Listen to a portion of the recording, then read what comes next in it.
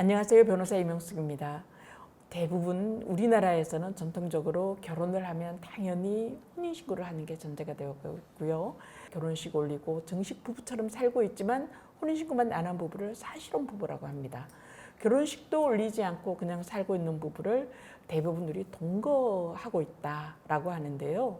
동거와 관련돼서 우리 사회는 어떻게 변화되고 있고 어떻게 변화될 것인지, 그리고 그로 인한 문제들은 무엇이 있는지에 대해서 오늘은 한번 이야기해 보고자 합니다. 이서원 소장님 함께해 주고 계십니다. 반갑습니다. 반갑습니다. 예. 네. 소장님, 네. 동거하는 거에 대해서 어떻게 생각하세요? 실제하지만 실제하지 네. 않는 것처럼 여기는 형태, 네. 그것이 저는 동거라고 생각하는데요. 우리나라에서 장애인이 실제 수보다 훨씬 적고 성폭력 피해자가 훨씬 적은 이유는 사회적으로 장애인에 대해서 또 성폭력에 대해서 바람직하지 않은 시선이 있기 때문에 축소 보고되고 있고. 이혼율이 낮은 것도 실제로 별거하고 있는 부부들이 참 많은데 네. 카운트가 되지 않는 거죠. 네. 그와 비슷한. 맞습니다. 그렇죠. 그래서 실제로 동거하는 사람들의 커플들의 네. 수는 늘어나고 있지만 네. 실제 이것을 알리지 않기 때문에 네. 아직도 여전히 부정적 사회적 시선 속에서 알리지 않고 동거하는 커플이 늘어나고 있다.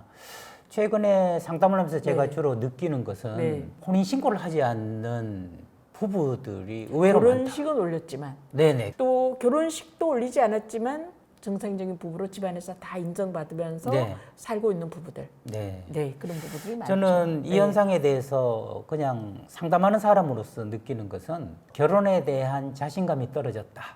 다르게 보자면 결혼에 대해서 보다 신중해졌다. 이런 생각을 하고 있거든요.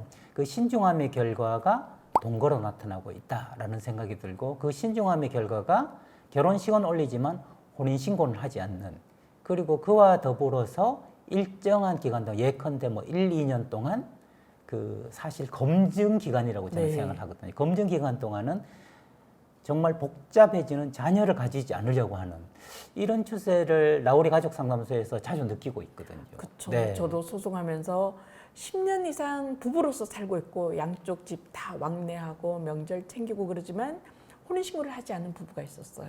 나중에 중간에 배우자 중 한 분이 사망을 한 경우에 어허. 이 부부로 인정을 못 받아서 상속 문제나 이런 것 때문에 찾아오고 상담하시는 분들 많거든요. 제가 재미있는 현상 하나를 좀 말씀드리고 네. 싶은데요. 동거한 커플과 바로 결혼한 커플 중에 누가 이혼율이 높으냐를 봤을 때 동거하다가 결혼한 커플이 이혼율이 훨씬 높다고 그래요.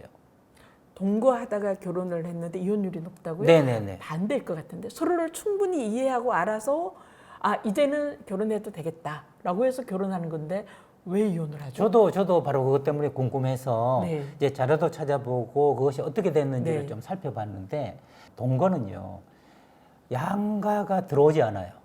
네. 양 두 사람만 잘하면 됩니다. 근데 막상 결혼식을 하고 나면 어디서 기다렸는지 본가에서 네. 들어오고 네. 처갓집에서 들어오고 전부 삼자 개입들이 이루어지다 보니까 이런 게 결혼인가 하고 이혼하는 경우가 많다는 거죠. 그러면 반대로 네네. 동거를 하되 양가와 원활히 교류하고 네. 친구들과도 교류하고 뭐 수입이나 이런 것도 같이 공유하고 이렇게 하는 동거를 하다가 결혼을 하면은 그러면 결혼 생활을 원만하게 유지할 가능성은 훨씬 높아지겠죠? 높아지죠. 그래서 이것을 제가 재밌다고 말씀드린 것은 네.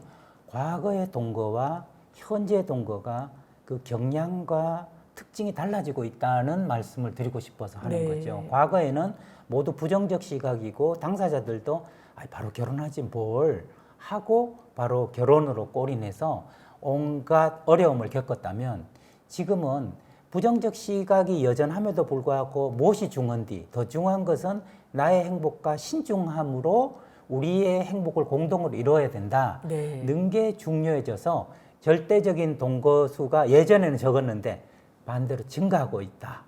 양가하고도 소통하면서 네. 지내는 비율이 네. 높아지고 있다. 그래서 이것은 청신호다 이런 생각이 네. 들고요. 동거를 잘하면 결혼에서도 훨씬 더 성숙되게 잘 원만하게 지낼 수 있다는 시각도 필요하지 않은가. 세계적으로 동거하는 비율이 가장 높은 게 프랑스 같은 나라죠. 그렇죠. 유럽 네. 그리고 미국도 점점 많은데 이런 나라들도 이 혼인신고 결혼하는 율은 점점 낮아지고 있거든요. 네. 그런데 동거하는 율은 굉장히 높아요. 대부분이 50% 넘는 부부가 프랑스 같은 경우는 동거를 하고 있기 때문에 오히려 국가에서 동거하는 부부 그리고 혼인신고한 부부를 거의 비슷하게 아하, 제도적으로 많이 예. 보장해주고 있습니다. 자녀 문제건 재산 문제건 혼인생활에 있어서 전 세계적으로 자녀 출생률이 가장 낮은 나라가 우리나라 그리고 일본이에요. OECD 국가 그렇군요. 중에서. 네네. 그런데 이 일본과 우리나라의 특징은 일단 법률적으로 혼인신고를 하지 않은 동거하는 부부에 대해서 아직도 부담스러워한다는 거예요. 네. 다른 나라들에 비해서 그게 훨씬 더 심하거든요. 그러다 보니 혼인신고되어 있지 않은 부부들 간의 자녀 출생을 꺼리는 거예요. 그래서 출산율을 높이는 방법도 혼인신고한 부부, 사실혼 부부, 또 결혼식 안 올려도 부부로서 살고 있는 부부 이런 부부들 동거에 대해서 좀 더 생각이나 시선이 바뀌어져야 되지 않을까. 네. 이게 세계적인 추세이기 때문에 우리나라도 점점 많아져 갈 거라는 생각은 해봅니다. 네, 저는 문명이 발달하고 발전한다는 것은 우리가 늘 그렇다고 생각했던 것에서 과연 그것이 정말 그런가 하는 의문을 하나 던짐으로써 발전한다고 생각하는데요. 동거에 대해서도 우리가 좀 더 성숙한 시선, 또 다른 시선으로 바라볼 필요가 있는 시대가 지금 절대적 동거인의 수의 증가와 함께 도래하고 있다. 저는 이렇게 네, 생각을 해보는데요. 맞습니다. 네. 저 이혼 소송하면서 상담 오시는 분들, 특히 부모님들 그리고 당사자들이 자주 하는 이야기 중에 하나가 상대방을 너무 모르고 결혼했다. 네. 이럴 줄 알았으면 좀 동거해보고 살아보고 결혼할 걸 그랬다. 아니면 살아보고 내가 결혼하겠다. 재혼을 한다면 하는 이야기를 많이 하셔요. 그냥 적당한 거리에서 데이트하고 좋은 감정만 갖고 결혼하는 것은 자칫 위험할 수 있다. 충분히 제대로 알아보려면 같이 살아보는 것도 하나의 방법이다.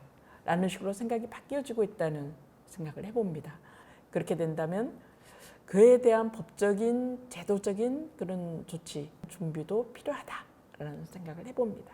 오늘 이렇게 좋은 거 와주셔서 잘 배웠습니다. 감사합니다. 고맙습니다. 네, 감사합니다.